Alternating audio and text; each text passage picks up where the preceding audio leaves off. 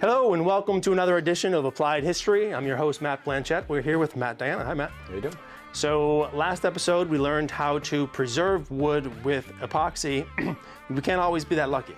And sometimes the best we can do is to restore what we have, such as on a piece of wood as such, where the end of it is gnarly, but 80% of it is great. So rather than lose all of the character that the wood still has, Matt tells me there's a way to put two pieces of wood together without using screws. I'm a little skeptical, but Matt, what is this thing you're talking about, a Dutchman? Dutchman, yeah. Okay. Yeah, so for this piece of wood, this is a piece of a window. Yeah. And you can see that's what it used to look like. There's a nice tenon on it. This end hasn't fared so well. Right. So with this much damage, particularly at a joint, using epoxy would be difficult. Yeah. You probably could do it, but the better option is to do what's called Dutchman. Okay. And so what we're gonna do is cut out the damaged wood and glue in new wood, and then shape it to whatever profile we need. Cool. So this is a good example of, right. especially on a window. All right. So what materials and tools do we need to make that happen? Yeah. So we're moving away from epoxy and we're moving back to using wood, Okay. which is always great. Awesome. So just kind of on a simple profile. So you'll see a lot of times at like window casings on the exterior, or like we saw on the window sill, those will kind of rot away. So if say the bottom of this was rotted, what we'll usually do is cut some kind of angle on it, made on another piece of wood, you know, usually bigger in all the dimensions. Can you show that on the side? Yep. Yep. Kind of like that. Yep. Those two pieces. And depending on the length you need. And then once that's glued up, so you can hold that together however, you know, clamps or tape or anything like that. And so once it's glued together, now we can shape this piece to match the profile. Got it. Yep. And cool. So that's one scenario where we glue on another piece.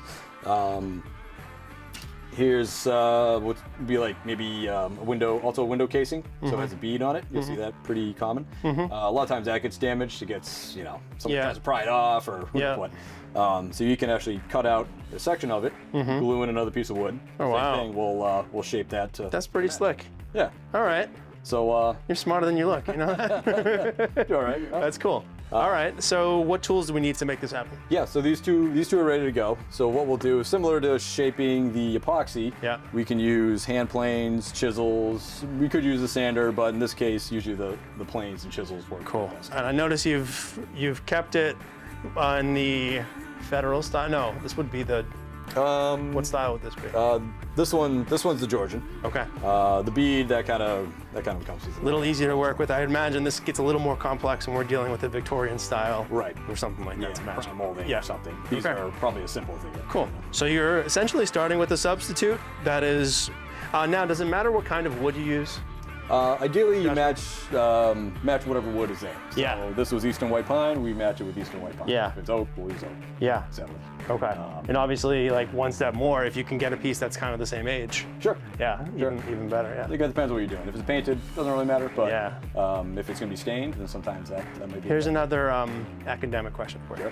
So, in old houses they move a lot? So, do different kinds of wood expand and contract at different rates? And does that make a difference? I would say it doesn't make a difference. Not at a rate that you're going to notice. Okay. You know, everything's going to move. You know. I get nerdy with it. I apologize. Yeah. I like this kind of stuff. All right. So we have the technique. We have the tools.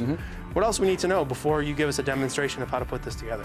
I guess the process, you know, which I can show you in the next one, but the first thing we'll plane things flat on the two surfaces. So we'll get that flush, we'll get that flush, and then we'll take whatever profile we're going to use, molding plane. Awesome. And that one's going to fit right on there. Love it. We'll do that. So tune in next time where Matt Diana will be joining two pieces of wood without any screws. We'll see you next time.